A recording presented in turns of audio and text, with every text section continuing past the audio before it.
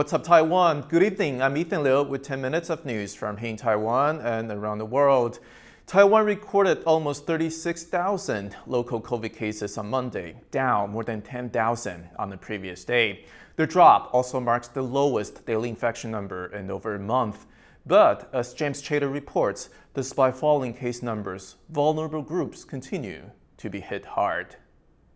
Taiwan is over the worst of its COVID wave, say officials, but across age brackets, the virus continues to claim lives. The youngest death confirmed this weekend, a 3-year-old boy with a pre-existing neurological condition. He died last week.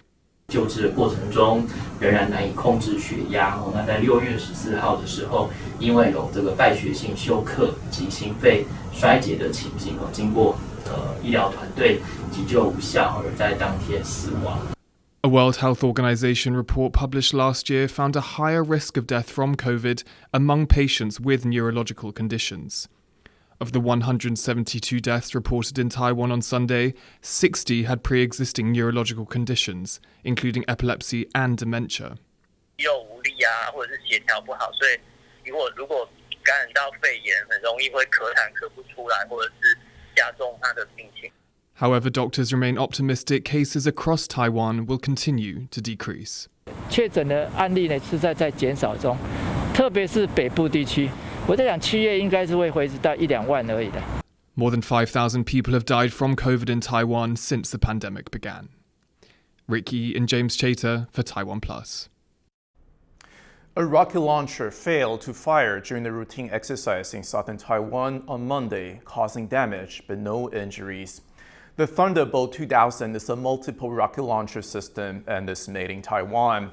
A missile got stuck in the launch tube, damaging the launch vehicle. Taiwan's Defense Ministry says an investigation is underway. A magnitude 6 earthquake was felt across most of Taiwan on Monday morning. There were no reports of injuries or serious damage, though there were some delays on public transport. The earthquake was centered in Hualien County on Taiwan's east coast, an area where earthquakes happen often. The Central Weather Bureau says aftershocks of magnitude 4 or greater may be felt over the coming days.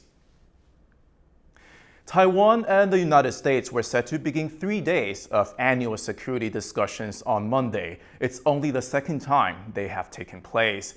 The closed-door Monterey talks in Washington and Maryland will cover weapons and strategies for Taiwan's self-defense. In March, the Biden administration announced the change in its arms sales to Taiwan.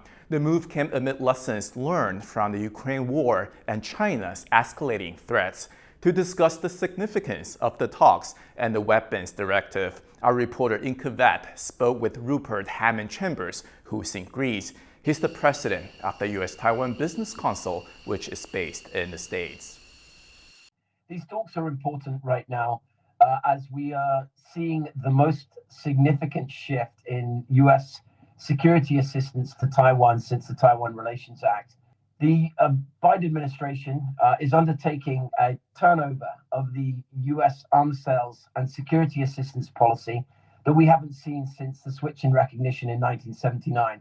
That will direct Taiwan to procure certain items on a list presented by the United States and handle its security assistance engagement with the United States in a very specific way. But your trade organization, U.S. Taiwan Business Council, takes a stand against that. Can you tell us why that is?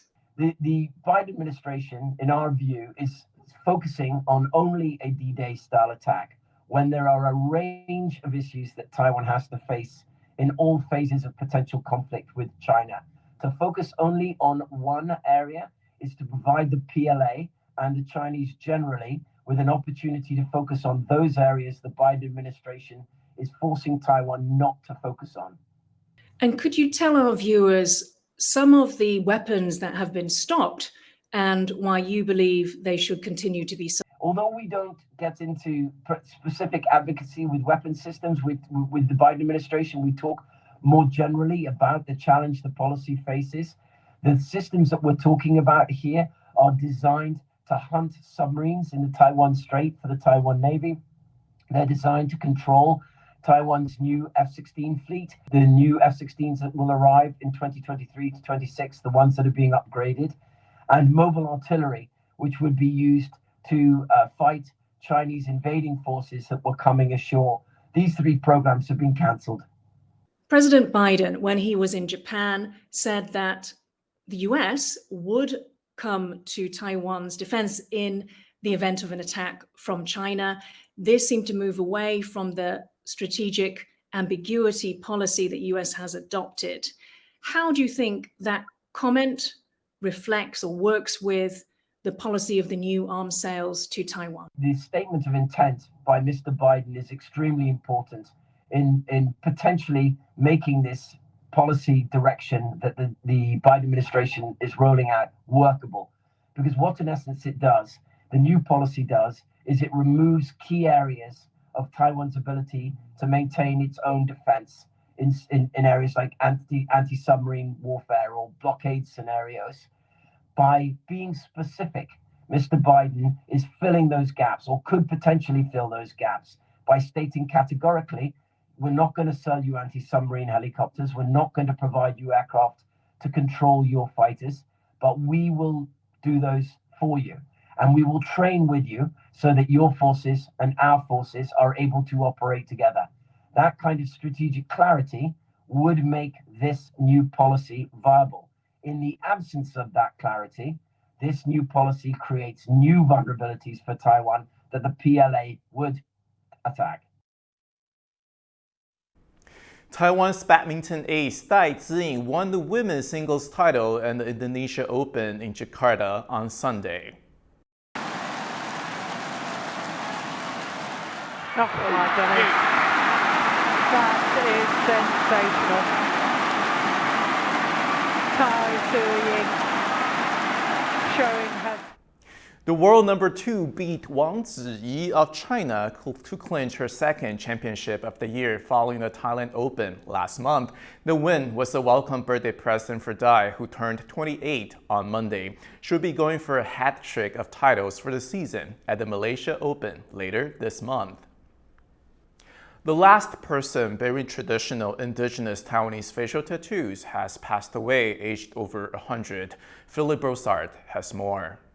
Ibai Vilong was Taiwan's last surviving preserver of the traditional indigenous practice of facial tattoos. Her official age when she passed over the weekend was 100, but officials say she was 106. Facial tattoos were a tradition for about a quarter of Taiwan's indigenous peoples, including Sajik people like Ibai Vilong. She received her tattoos at the age of 10.